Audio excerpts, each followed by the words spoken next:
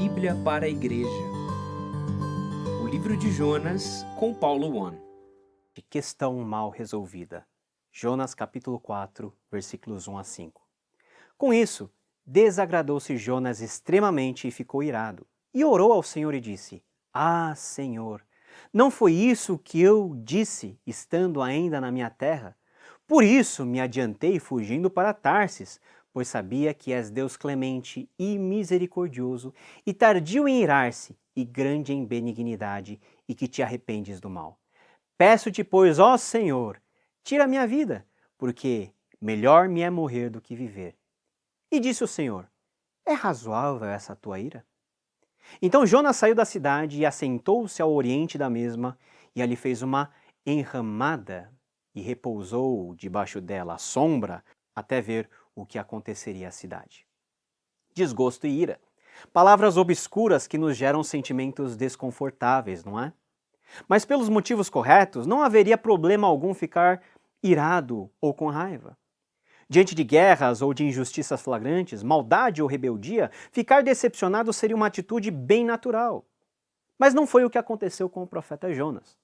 O texto diz que com isso, ou seja, pelo arrependimento e conversão da cidade inteira de Nínive, Jonas perdeu totalmente a paciência justamente com Deus. E aí o texto nos complementa dizendo que desgostou-se Jonas extremamente e ficou irado. Pela segunda vez, vemos Jonas orar. Na primeira, Jonas tinha que orar para se salvar do ventre do grande peixe. Ele clamou a Deus e o Senhor o ouviu. Daí surgiu a segunda chance. Ele foi, pregou e nada aconteceu conforme Jonas havia pensado. A oração de Jonas é um misto de decepção com amargura. Ele começa dizendo: Ah, Senhor! A expressão Oná Adonai expressa um sentimento de perplexidade. É como se Jonas estivesse dizendo: Peraí, Senhor, um minuto, aí foi demais. Agora Jonas ora, mas para reclamar e expressar a sua insatisfação. Mas o teor de sua reclamação e queixa contra Yahvé ganha contornos ainda mais interessantes. Jonas diz: Não foi isso que eu disse estando ainda na minha terra? Por isso me adiantei fugindo para Tarsis, pois sabia que és Deus clemente e misericordioso e tardio em irar-se e grande em benignidade, que te arrependes do mal. Jonas, a essa altura, rasga o seu coração diante de Deus, explicando que o motivo da sua ira estava na clemência e na misericórdia de Deus. Como alguém, você poderia pensar, poderia ficar tão indignado com os atributos de Deus? Os atributos são a expressão do seu ser, a expressão exata do ser de Deus. Jonas não estava indignado pelo simples fato de Deus ser piedoso e misericordioso. Não! Jonas estava aborrecido não pelos atributos em si, mas pelo alvo dos atributos divinos. Em outras palavras, Jonas estava decepcionado e irado com Deus porque o Senhor resolvera ser clemente e misericordioso, não para com o próprio profeta ou para com seu povo, mas para com aqueles a quem Jonas considerava seus piores inimigos, os ninivitas. Jonas também faz uma digressão histórica e explica a Deus finalmente a razão pela qual ele havia antes fugido para Tarsis. Jonas não fugiu com medo dos assírios ou porque estava com preguiça de atravessar centenas de quilômetros até chegar a Nínive. Jonas fugiu porque sabia que Deus possivelmente perdoaria aquele povo a quem Jonas queria ver destruído. Por isso me adiantei fugindo para Tarsis. E como se tivesse toda a razão do mundo para ficar indignado contra Deus, e se como se o próprio profeta tivesse sido o grande injustiçado, ele finalmente pede ao Senhor: Peço-te, pois, ó Senhor, tira a minha vida, porque melhor me é morrer do que viver. Para Jonas era insuportável a ideia de ter saído de Nínive sem ter visto a sua destruição. Era revoltante ter visto que aqueles ninivitas foram perdoados por Deus, aqueles que eram seus inimigos. Como que Deus poderia ter um coração tão mole assim? Às vezes que ficamos decepcionados com Deus, geralmente é porque criamos uma imagem de Deus que nos convém e que não é o reflexo exato do seu ser. Jonas conhecia os atributos de misericórdia, longanimidade, graça e clemência, mas esses atributos eram atributos válidos somente quando ele mesmo fosse o beneficiário. Ficamos decepcionados com Deus, não porque Deus essencialmente fez algo errado, mas porque aquilo que nós pensamos sobre Deus não se concretiza na realidade. Nós criamos espantalhos daquilo que Deus não é. O Deus que durante a narrativa inteira só falou com Jonas nas horas de comissioná-lo ao serviço, diante da perplexidade de Jonas, pergunta ao profeta: é razoável essa tua ira? Sem dúvida existem iras razoáveis e justificáveis. Mas também, e cá entre nós, na maioria das vezes nossa ira acontece porque alguém ousou tocar no nosso ego, no nosso orgulho. Você já pode imaginar que quando Deus perguntou a Jonas: é razoável essa tua ira?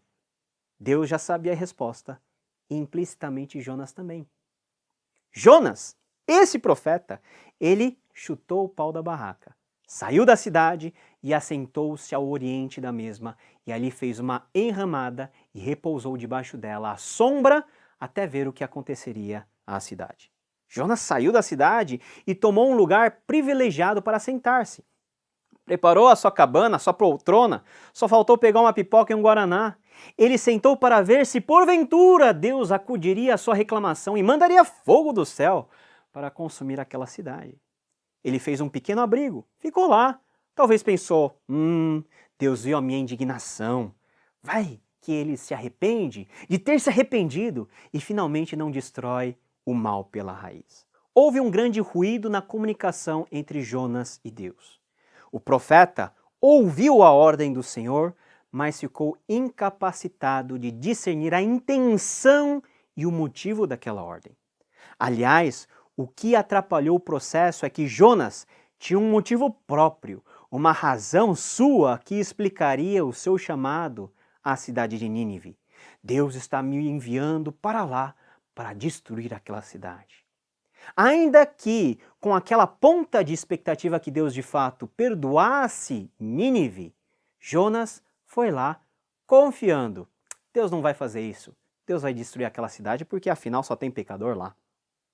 A Bíblia nos oferece inúmeros exemplos onde homens e mulheres esperaram de Deus que ele agisse em favor deles, especialmente restabelecendo a justiça.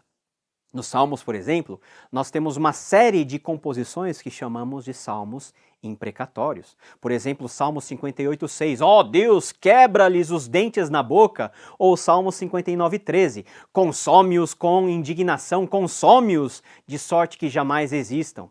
Exemplos não faltam, mas um dos grandes temas de Jonas é a soberania absoluta de Deus, porque ele pode julgar e punir, pode conceder graça e perdoar. A decisão não cabe ao ser humano, nem ao profeta de Deus. Quem decide é Deus, esse Deus que tudo fez. E mais uma vez, isso decepcionou profundamente o profeta. Deus perguntou a Jonas dizendo: é razoável essa tua ira? O sentido da palavra razoável aqui evoca a ideia próxima a algo bom ou agradável. Em outras palavras, Deus estava sondando o coração do profeta, inquirindo-o acerca do sentimento de raiva e ira que não poderia ser justificado, pois Deus já havia tomado a sua decisão e livrado Nínive da destruição. Era como se Deus estivesse perguntando: quer dizer que você tem uma ideia melhor? Ou, no meu lugar, você teria feito melhor? A questão entre Jonas e Deus estava mal resolvida. Lógico que por parte do profeta. Jonas, com o egoísmo que lhe era peculiar, com um etnocentrismo que excluía o acesso da graça de Deus para além dos israelitas e com a piedade mais fraca do que a chama de vela diante do vento, simplesmente sai de Nínive e espera. Talvez o profeta se prontificou a esperar o restante dos 40 dias para saber se de fato Deus iria destruir aquela cidade. A questão mal resolvida entre Jonas e Deus gerou dentro do profeta uma ira descabida e injusta. O problema da nossa ira não é pelo sentimento em si. Em muitas situações, como diante de maldades, de injustiça, de impiedade ou de incredulidade, o certo é ficar irado ou indignado. Mas cá entre nós, na maioria das vezes, a ira toma conta da nossa alma por uma razão bem mais simples. Somos de alguma forma contrariados. Jonas foi contrariado por Deus? Jonas tinha certeza que sim. Ele não engoliu bem o ato gracioso de Yahvé. A felicidade dos habitantes de Nínive diante do perdão de Deus lhe doeu até o mais profundo da alma. É razoável essa tua ira? É a mesma pergunta que o Senhor faz a nós hoje. Diante da maré inconstante dos nossos sentimentos, potencializado por esse tempo onde não se tem firmeza em nada e tudo é flexível e inconstante, a nossa ira, nossa raiva, a dureza das nossas palavras e o jeito ríspido com o qual tratamos outras pessoas, tudo isso está sobre a mesa aos olhos atentos do Senhor. E para além da nossa cara emburrada, da nossa feição enraivecida e da decepção que corrói a nossa existência, Deus sonda as motivações de tudo isso. Na medida em que essas motivações vão se revelando apenas questões egocêntricas, Deus, por meio da sua graça, vem a tratar essas nossas imperfeições. E assim é, Deus tratou os ímpios, lhes concedendo a graça perdoadora. E ao profeta, Deus tratou também, questionando o profeta, corrigindo, com o objetivo de restaurá-lo. Se hoje você estiver com ira de alguém ou de alguma situação, ouça a pergunta que Deus mesmo está te fazendo. É razoável essa tua ira? Nos vemos no próximo episódio, querendo Deus. Tchau, tchau.